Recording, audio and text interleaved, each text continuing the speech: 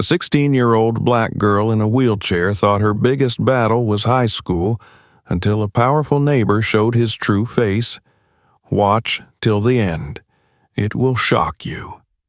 The sound of a distant alarm clock echoed faintly from the kitchen as the early light crept into the Johnson home. 16-year-old Kayla Johnson stirred awake, though she hadn't slept much the night before. Sleep rarely came easy these days. Ever since the accident, her nights were filled with flashes of headlights, the screech of tires, the crushing impact that stole her father's life and left her trapped in a body that no longer obeyed her. She blinked against the pale dawn and glanced at the wheelchair parked beside her bed. It was the first thing she saw every morning, and though she had tried to accept it, it still felt like a prison of steel and rubber. Her mother, Sarah, bustled around the small house preparing for work. Sarah had once been a warm and lively woman, but months of grief and stress had carved new lines into her face. She worked 2 jobs now, often leaving before Kayla was fully awake and coming home exhausted after dark. Kayla knew her mother carried the weight of both of their futures on her shoulders. Sarah opened Kayla's door slightly, peeking in with a tired smile. "Morning, baby. I'm heading out in a few minutes. You going to be all right?" Kayla forced a small smile, trying not to add to her mother's burden. "I'll be fine, Mom. Just going to read, maybe do some homework." Sarah stepped in, kneeling beside her daughter and brushing a strand of hair away from her face. "You don't have to stay cooped up all the time. If you feel like getting some fresh air, do it. Don't let this," she said, glancing at the wheelchair, "become a cage." Kayla nodded, though her chest tightened. "I'll think about it." After Sarah left, Kayla sat in silence for a long time. The hum of the refrigerator in the kitchen was the only sound. She hated the quiet. It pressed in on her, reminding her of everything that had been stolen. Before the accident, she would have already been outside, jogging through the streets, training for the next meet, laughing with her father cheering her on. Now, even crossing the street felt like a battle. But her mother's words stayed with her. Don't let it be a cage. She wheeled herself to the window and looked out at the sleepy neighborhood. The sun had risen fully now, lighting up the manicured lawns and neat houses. For a moment, she hesitated. She could stay inside, safe from stares and whispers, or she could risk it, push herself back into the world that had turned so cruel. Taking a deep breath, Kayla made her choice. She pulled on a jacket, tucked her books onto her lap, and rolled out the front door. The morning air was crisp, carrying the scent of cut grass. It felt good, better than she expected to be outside. The wheels of her chair rattled softly against the pavement as she moved down the street. But as she turned the corner, she felt the familiar prickle of unease. Standing by his front gate, coffee cup in hand, was Mr. Harper. Charles Harper was in his early 50s, tall, broad-shouldered, with graying hair slicked neatly back. He owned one of the biggest construction companies in the county and carried himself with the smug air of a man who believed money made him untouchable. The community respected him, or at least pretended to, because he donated to local charities and smiled at church on Sundays. But Kayla had seen the other side. The sneers, the smirks, the words that dripped venom masked as humor. He noticed her immediately. His lips curled into what passed for a friendly grin. "Well, if it isn't our neighborhood racer, or should I say, roller?" He chuckled at his own joke. "You keep those wheels polished, huh? Can't have you squeaking down the street?" Kayla's hands tightened on the rims of her chair. She wanted to keep rolling, to ignore him, but something in his tone dug under her skin. Harper sipped his coffee, eyes glinting. "You know, it's a shame. All that talent, all that speed, gone in an instant." Guess life has a funny way of putting people in their place. Kayla stopped. Her chest rose and fell quickly. She remembered her mother's words, "Don't let it be a cage." She turned her head and looked him straight in the eye. "I'm still here," she said quietly but firmly. Harper's smile widened, but there was no warmth in it. "Sure, you're here. Half of you anyway. Tell me, Kayla, don't you ever wonder if your mom regrets it? Dragging you round, working herself to death for a daughter who can't even stand on her own?" The words landed like a punch. Kayla's throat tightened, but she refused to look away. "You don't know her," she said through clenched teeth. Harper laughed. "I don't have to. I see it in her eyes. Pity, exhaustion. You're an anchor, dragging her down." Kayla's fist clenched on her lap. She wanted to scream, to cry, but instead she forced her voice, steady. Better to be an anchor than a coward who picks on kids. For the first time, Harper's grin faltered. A shadow crossed his face. He set his coffee cup on the fence post, stepping closer. The mask of humor slipped, and something darker shone in his eyes. "You think you're tough, don't you? Sitting there in that chair mouthing off, you're nothing. Just a broken little girl who'll never be more than a burden." Kayla's breath caught. Fear crept up her spine, but she didn't let it show. She turned her chair, rolling away, heart pounding in her chest. She didn't see his eyes follow her, cold and calculating, as he muttered under his breath, "One of these days, you'll learn your place." Kayla didn't stop moving until she was 2 blocks away. Her arms trembled, but she kept going. She had wanted freedom, and she found it. But along with it came the reminder that outside her home, the world was waiting, cruel and unforgiving. Still, as she wheeled toward the library, she whispered to herself, "I'm not going to let him break me." The hallways of Ridgeway High had once been Kayla's kingdom. She could still remember the way her sneakers pounded against the polished floors, the sound of her teammates cheering as she ran past them, the rush of air in her lungs after practice. Those days felt like a lifetime ago. Now, every morning when she wheeled through the double doors, all she felt were eyes. Staring, whispering, judging. Some of the stares were pitying, soft, and almost kind. But pity wasn't what Kayla wanted. Others were sharp, filled with the kind of cruel curiosity teenagers were so good at. And then there were the whispers, the ones that followed her everywhere. "Look, here she comes. Careful, don't get run over. Think she's got turbo speed on those wheels?" At first, Kayla tried to ignore them.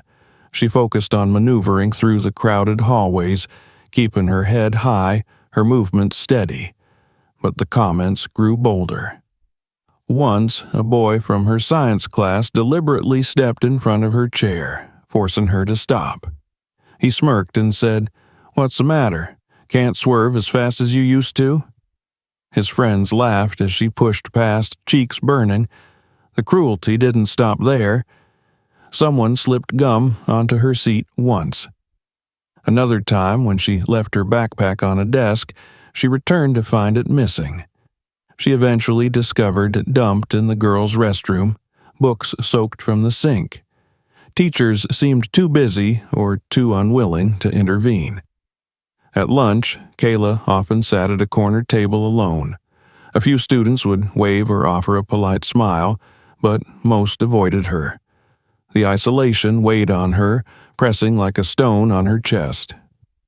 One Wednesday afternoon, it got worse.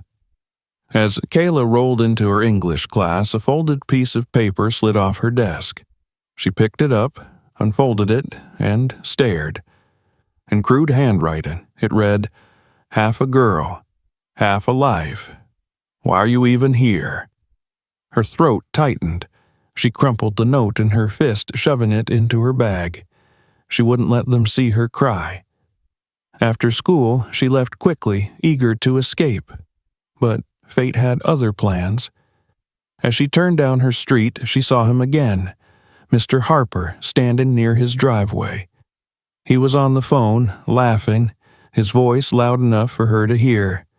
Yeah, some people are born to roll through life, you know what I mean?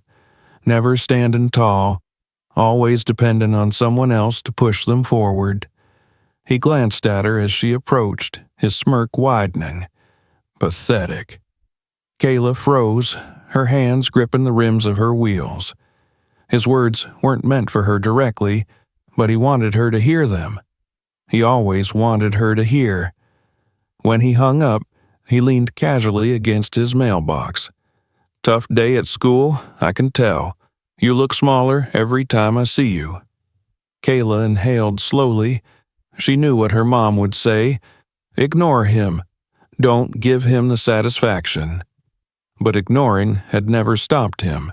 It only seemed to make him bolder. He circled her chair like a predator. You know, your mom works herself to the bone for you. 2 jobs, all that stress. For what? A daughter who can't even walk across a room. The words stabbed deeper than any childish school insult. She felt heat rising in her chest, her vision blurring.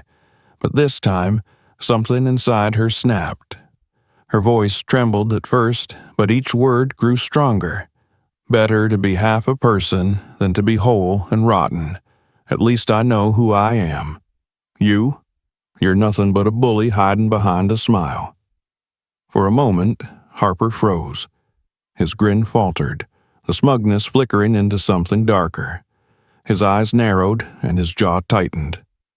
You think you're brave, don't you? He muttered, stepping closer. Don't get smart with me, girl. You're weak. You'll always be weak.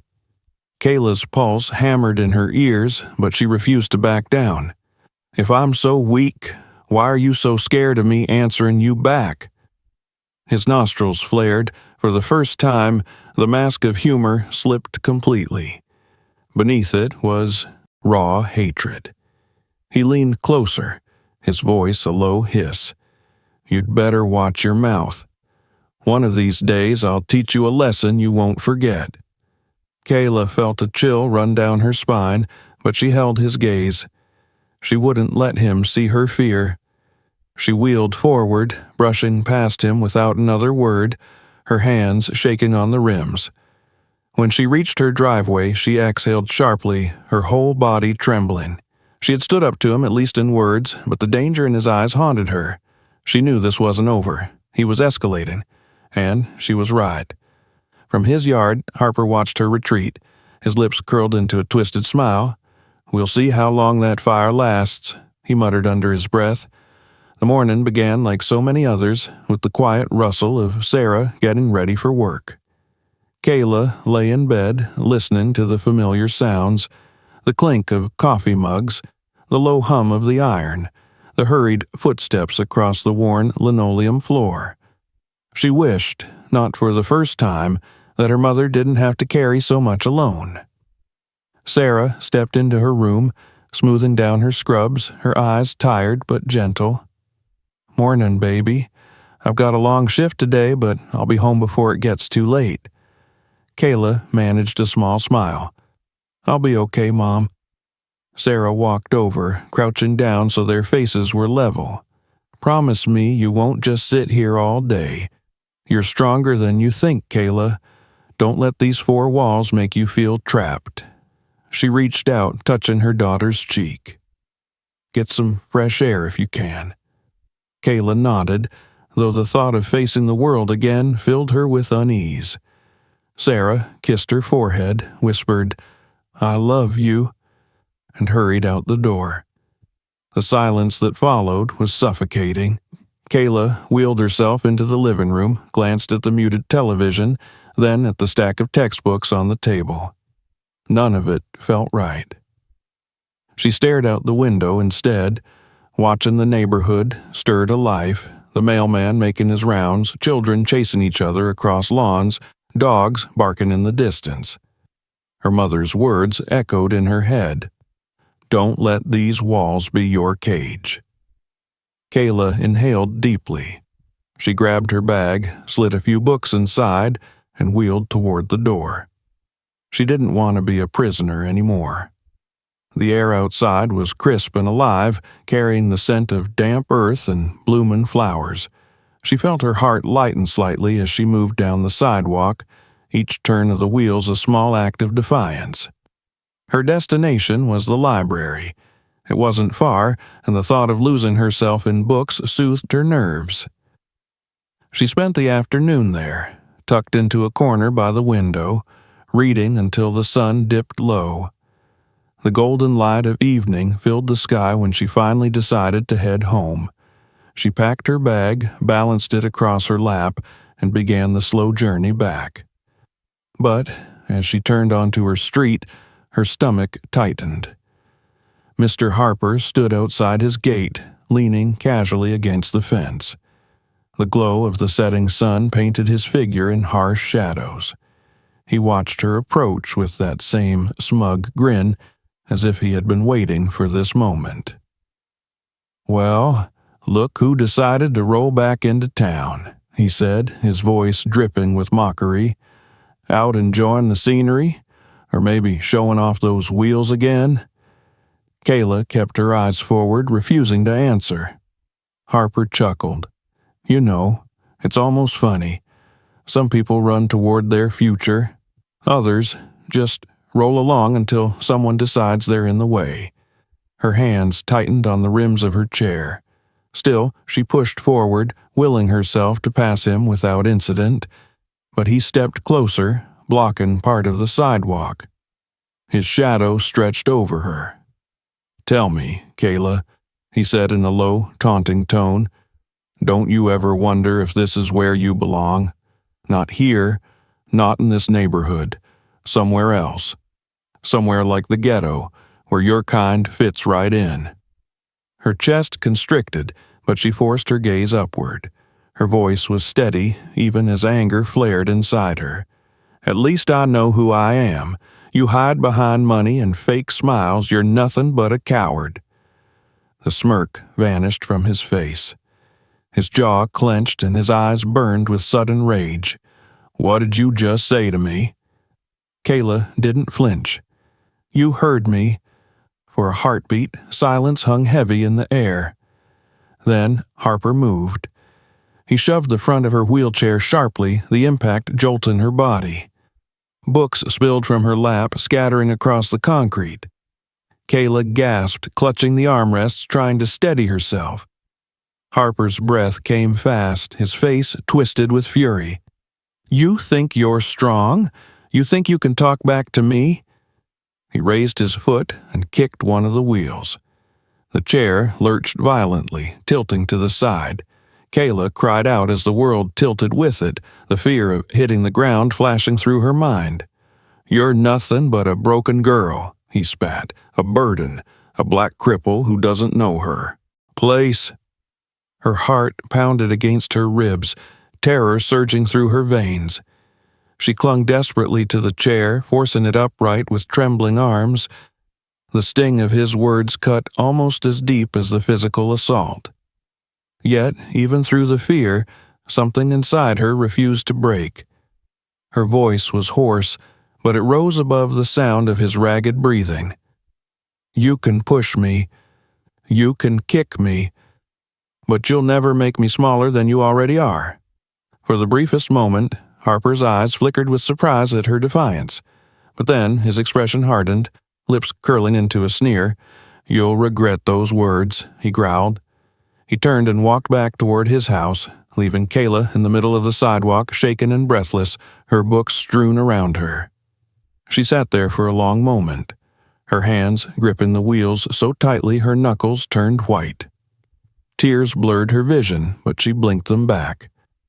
Slowly, she bent to pick up her books one by one, stacking them back onto her lap.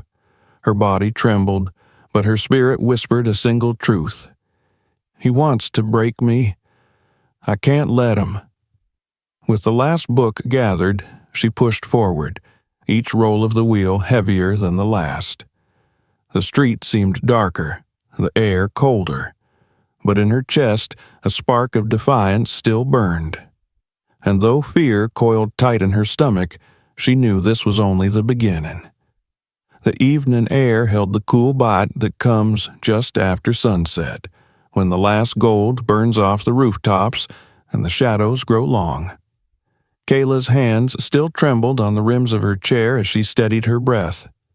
Books lay scattered like fallen leaves around her wheels. Harper's footsteps were already fading toward his porch, slow, satisfied, as if he had slammed a door and expected it to stay shut forever. Then the street answered with a different sound, the low, rolling thunder of twin V-twins cresting the corner. Headlights fanned across the pavement. 2 Harley-Davidsons slid into view side by side, black paint drinking in the dusk, chrome stitching bright seams through the dark. Both bikes downshifted at once. Tires hissed to a stop, no more than a car length from Kayla. The riders swung off in one motion, boots thudding, bikes settling on their stands with a calm certainty that felt like punctuation. The tall one moved first, broad-shouldered, grizzled beard, a weathered cut with a patch that simply read River Crew. He crouched to Kayla's level without asking permission, without crowding, his voice steady and quiet. "You okay?" he asked, not looking away, waiting for her eyes to find his. Kayla swallowed. I'm fine," she said, surprised to hear the word sound almost true. He nodded once, then, with careful hands, gathered the toppling books and squared them on her lap, aligning corners as though the neatness itself could return order. The second rider took 2 steps and planted himself between Kayla and Harper's lawn like a gate that wouldn't budge. He was slightly shorter, heavier through the chest, his knuckles pale where he had clenched his gloves. He didn't take off his sunglasses, though the night didn't need them. He just stared up the walk. "Hey!" The first rider's voice rose now, firm and carrying across the hedges. "You! Come back here!" Harper paused mid-step on the porch, keys dangling from his fingers. He turned with theatrical reluctance and pasted on the smile that came so easily at Rotary events and ribbon cuttings. "Gentlemen," he said, "is there a problem?" The smile didn't reach his eyes. The rider nearest Kayla, mark stitched above his pocket, didn't change expression. "I saw you put your boot into a wheel," he said. "That's a felony problem in my book." "Now, hold on," Harper replied, spreading his hands. "You didn't see the beginning. She rolled into me, nearly ran my foot over. I was defending myself." A screen door creaked across the street. A porch light popped on. A dog barked twice and fell silent. Footsteps gathered along the sidewalk as neighbors edged closer, some with phones aloft, recording without a word. "Funny," the second biker, Ray, according to his patch, said. "Your defense looks a lot like picking on a kid." Harper's laugh was too loud for the size of the moment. "Kid, she's practically an adult. And look at you two, strangers blowing smoke through our neighborhood like you own it." "We're just passing through," Mark said, eyes steady. "Then we saw you put hands and feet on a girl in a chair." "It was a misunderstanding," Harper said, as if he could negotiate with the word itself. "Why don't you go on your way? This is a quiet street." Ray took one small step forward. "It's going to be," he said, "right now." From the sidewalk, a woman in a cardigan spoke up, voice tight. "I heard you, Charles. I heard what you said." The phone in her hand trembled, lens fixed and bright. Harper's gaze flicked toward her, then back to the bikers. The smile dropped. "I don't know what any of you think you heard," he said, lower now, "but I have lawyers." "Good," Ray said. "Bring them. They can watch the video, too." Kayla could feel her pulse finally easing into rhythm. The world, which had gone thin and sharp during the shove and the kick, thickened back into 3 dimensions. Mark handed her the last book, carefully, like something fragile, and then placed his palm flat on the right handle of her chair. "May I?" he asked. She nodded. He straightened the chair's alignment, checked the quick release on the axle, and spun the wheel once. Light, soundless, true. "You got good bearings," he said quietly, and somehow the normalcy of the observation reached something inside her that panic couldn't. A simple affirmation that the machine under her worked, and so, maybe, did she? "Let me be very clear," Harper said, voice climbing again as he looked for height he didn't have. "You," he pointed at Ray, "and you," the finger jumped to Mark, "don't belong here. I will not be threatened in front of my home." "You already threatened someone," Mark answered, looking not at Harper but at Kayla. "It ends now." Harper's fingers tightened on the keys. Metal chimed softly. "She doesn't respect boundaries," he insisted, louder, turning toward the slowly expanding ring of neighbors. "She doesn't respect anyone. This," he gestured at the chair, at the books, at the two men in leather. "This is a spectacle. It's Charles." The cardiganed neighbor's voice cut cleanly through his sentence. "Stop." Another neighbor stepped off his porch, phone lifted. "We saw you shove her, man," he said. "You did it last month, too, when you thought nobody was looking." The crowd thickened. A curtain twitched. A back gate clicked shut somewhere. The street was suddenly full of small sounds that added up to one large one. "We are here." Kayla felt the chair shift slightly under her, the way it always did when the ground changed. She glanced up at Mark, who was watching Harper, and then at Ray, who hadn't moved.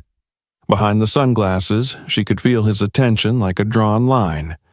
Not angry, exactly. Focused. Harper scanned the faces and found fewer allies than he was used to. The smile tried to return, hesitant, then abandoned the attempt. "Fine," he said, cold now. "If you people want to make a scene, make a scene." He jabbed a finger toward Kayla. "But remember who pays for your sidewalks." Kayla surprised herself by answering before the bikers could. Her voice wasn't loud, but it carried, the kind of clear that slips between leaves and finds every ear. "Sidewalks are for walking," she said, "and for rolling." She let the word sit there. "They're not yours to decide who deserves them." Ray's chin ticked up the smallest degree, like a salute she wasn't meant to see. Mark's mouth twitched at one corner. Harper took a step down from the porch. Ray took one toward him. The geometry of the space shifted with them. Triangles, lines of sight, angles. Kayla felt the calculation passing between the men like a silent message. How close, how far, how much is enough to prevent harm without inviting it. "Back it up," Ray said, quiet enough that only the front ring heard him. "Leave the girl alone and apologize." Harper's laugh came out wrong again. "To her?" His eyes flicked, finding Kayla's face with a cruelty that now looked more like habit than conviction. "For what? For telling the truth?" "Truth is a thing you do," Mark said, "not a thing you throw." He nodded toward Kayla's lap. "Pick up the last book you kicked loose, Charles." The keys dug into Harper's palm hard enough to print crescents. He didn't move. "You don't get to order me around." "Correct," Ray said. "The law does." He pointed to the sidewalk where, bathed in phone light, 3 separate neighbors already had 911 open on speaker. A calm operator's voice floated up from one. "Can you describe the assailant?"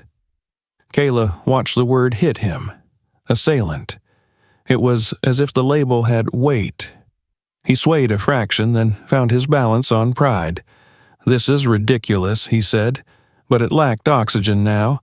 "Not ridiculous," the woman in the cardigan replied. "Recorded." A white sedan paused at the corner, idling, the driver's eyes wide. A teenager in a hoodie whispered, "I'm live. There are 2,000 people in the room." as if narrating a quiet sports event. The streetlights purred on. "Say it," Ray told Harper, softer than before. "Say you were wrong." Kayla hadn't thought she wanted an apology. The word felt flimsy, like paper armor. But in the electric stillness, she found herself wanting the admission anyway. If not for her, then for the way this block worked when the sun came up again. A sentence drawn across a doorframe. "This cannot be normal." Harper's lips thinned. He glanced past the men, past the phones, past the faces, and landed for a heartbeat on Kayla's eyes. Something like calculation skidded there, clashed with something like fear, fell into something like resentment. He breathed once through his nose. "I'm sorry," he said, flat as concrete. Ray waited. "For what?" Harper's jaw ticked. "For," he choked on the words and forced them through, "for touching your chair." "And?" Mark asked, calm as a metronome. Silence blistered a second, then he added, "For what I said."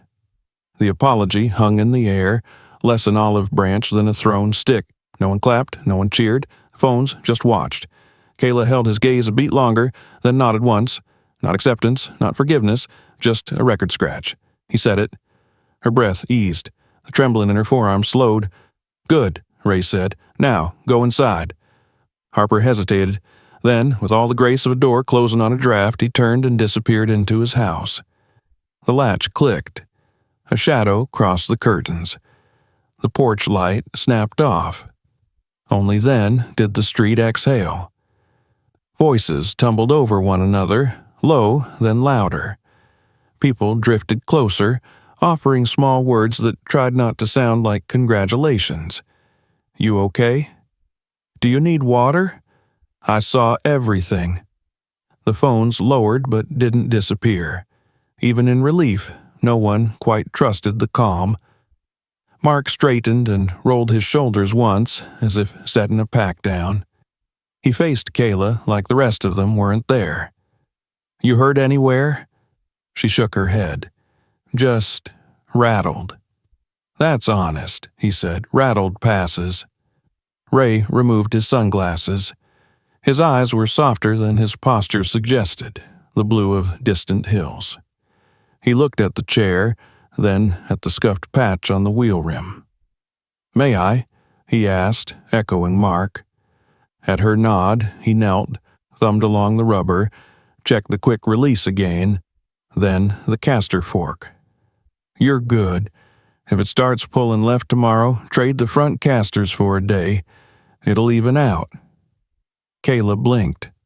"You know chairs?" "We know wheels," Mark said, and for the first time both men smiled. The woman in the cardigan approached, phone now at her side. "I'm Elise," she said to Kayla. "If you want the video, I'll send it to you, and to your mother, and to the school if you want that too." She swallowed, anger and tenderness braided together. "He's been like that for a long time." Kayla felt gratitude land in her chest with a comforting weight. "Thank you," she said. I want it, please." "Done," Elise said, tapping the screen. From the edge of the group, a lanky boy lifted a hand. "I'm sorry," he blurted, "for jokes at school." Color mounted his face. It wasn't funny. He swallowed. "I'll send your bag pics too, from that time in the bathroom. I was there. I shouldn't have been." No one asked him to say more. He didn't make excuses. He just stood in the light, uncomfortable and somehow braver for it.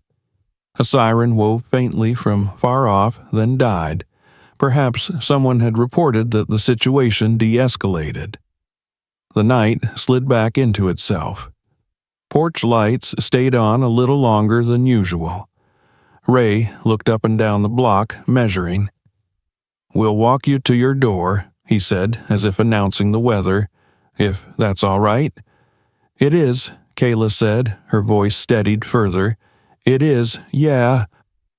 They formed a small procession then, Kayla in the center, Mark a step behind and to her right, Ray a step ahead and to her left, neighbors fallen in at a respectful distance. It wasn't majesty, exactly, but it felt like the kind of simple ceremony that communities improvise when the rules have been bent and need straightening. We see, we escort, we arrive together. At her walkway, Mark halted and offered the lightest push over the uneven lip of concrete. Ray stopped at the bottom step and turned to face the street, watchful but not tense. Kayla fitted her key and paused. The door reflected a thin version of her, a girl in a dark hoodie in a chair with dust on the tires and a stack of books on her lap, and then reflected them too. Two men in leather who had materialized at the right moment and turned a private bruise into a public line in the sand. She pivoted her chair half around. "I want to say something," she said, not to the men in particular, but to the air they all shared. She didn't raise her voice. She didn't need to. Now everyone will see who he really is. A hush followed, respectful as church. Elise nodded once, fiercely. The lanky boy scratched at his sleeve and stared at his shoes, as if memorizing contrition. Mark touched 2 fingers to his brow. "We'll be around," he said. "Not to hover, just to ride." Ray tipped his chin. "If your wheel pulls left tomorrow," he added deadpan, "we expect a full report." Kayla smiled, unexpected, small, but real. "I'll let you know." They returned to their bikes, moving with the unhurried economy of men who had been in enough tight places to know when one had finally loosened. Engines grumbled to life. For a heartbeat, Kayla thought of the moment earlier when the chair had canted and the ground had tilted and fear had poured through her like cold water. The engines sounded like the opposite of that, a low oath that the world did not have to pitch and yaw at someone else's whim. The bikes rolled away. The neighbors drifted back to their porches, their doorways, their messages and group chats. Lights clicked off in stages, constellations rearranging over a single block. Inside, Kayla set her books on the table with care. In the quiet, the shaken returned for a breath, then eased. She wasn't naive enough to believe a single confrontation could undo a season of cruelty, but it could mark a boundary where there had been none. It could be the first sentence in a new chapter, one where the street remembered itself as a place where people belonged, not by someone's permission, but by the simple fact of living there. She rolled to the window and looked out at the square of night. Across the way, Harper's house was dark, a single blue TV flicker moving through the blinds like a trapped moth. For the first time since the accident, Kayla didn't feel smaller than the frame that held her. The chair was still a chair, but the fear that made the world narrow had widened an inch. Tomorrow would bring questions, maybe meetings at school, maybe more whispers, maybe the same old gravity trying to pull her down. But tonight, the street had said no on her behalf. And even if her hands still trembled, she knew how to answer that word with another: forward. Morning light spread across Ridgeway like a veil trying to hide the scars of the night before. But the street remembered. Neighbors woke with the weight of images still on their phones, whispers still alive in their heads. Kayla woke too, her body sore from tension, her mind replaying the shove, the kick, the words. Yet beneath it all, there was a steadiness that hadn't been there before. She had been seen, and Harper had been seen for what he was. By mid-morning, the video had already spread across town. Local blogs picked it up. Posts multiplied on social media. Prominent businessman assaults disabled teen. Comments poured in. Shock, rage, demands for justice. Sarah came home briefly between shifts, eyes wide with worry. "Baby, are you okay? They showed me the video at work. Everyone's talking about it." She knelt in front of Kayla, brushing her cheek with trembling fingers. Kayla nodded. "I'm okay. I was scared, Mom, but I wasn't alone." She told her about the bikers, about the neighbors who had stood with her. For once, the story didn't end with her tears. Before Sarah could say more, police cruisers rolled down the street. Doors slammed, and officers in dark uniforms stepped out. One carried a folder thick with papers. The murmurs of neighbors rose like a tide as the police walked straight toward Harper's house. He met them at the door in a crisp shirt, chin raised, voice sharp. "This is harassment. I'm the victim here. She and those thugs provoked me." But the officers were unmoved. They had the warrant in hand. Inside, the search began. Cabinets opened, drawers pulled out, files stacked and sorted. What started as murmurs outside turned into stunned silence as boxes of documents, cash bundles, and ledgers were carried out one by one. The truth unfolded quickly. Harper's construction company had been more than just a builder of homes. It was a shell for laundering money, moving narcotics through job sites, making deals in the shadows. The man who preached charity on Sundays and shook hands at City Hall had been running crime under his neighbors' noses. Kayla watched from her porch, heart hammering, as Harper was finally led out in handcuffs. His face was pale, lips pressed tight. For the first time, there was no smirk, no mask, just the hollow expression of a man cornered by his own lies. The crowd followed with their eyes as he was placed in the back of a cruiser.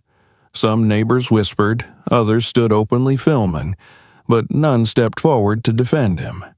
The illusion of his power had shattered. Elise, the neighbor who had filmed everything, stood beside Kayla. "It's over," she whispered. "He can't hurt you again." Kayla nodded, her throat tight. "It's not just me he hurt," she said softly. "It was all of us. He made this street feel smaller. Now it feels bigger again." Later that week, the school called an assembly. Kayla rolled onto the stage with Sarah at her side, Mark and Ray in the back row like silent guardians. Students who once laughed at her now watched in uneasy silence. The principal introduced her as a young woman of courage. Kayla looked out at the sea of faces and began, her voice steady. "I used to think being in this chair made me less. People told me I was half a person, that I was weak, that I didn't belong. But I learned something. Strength isn't about running the fastest or standing the tallest. It's about refusing to be broken no matter how hard the world pushes." The auditorium was silent. Then, slowly, the students began to clap. It grew, louder and louder, until the sound filled the room. Kayla sat a little taller in her chair, letting the applause wash over her, not as pity, but as recognition. That night, as she returned home, she wheeled herself to the window and looked out at the street. It was quiet, peaceful, lit by porch lights that no longer felt watchful but protective. Across the way, Harper's house stood empty, blinds drawn tight, a monument to his downfall. Kayla whispered to herself, "He didn't break me. I'm still here." And for the first time in months, the words didn't feel like defiance. They felt like truth. Don't forget to like, comment, and subscribe.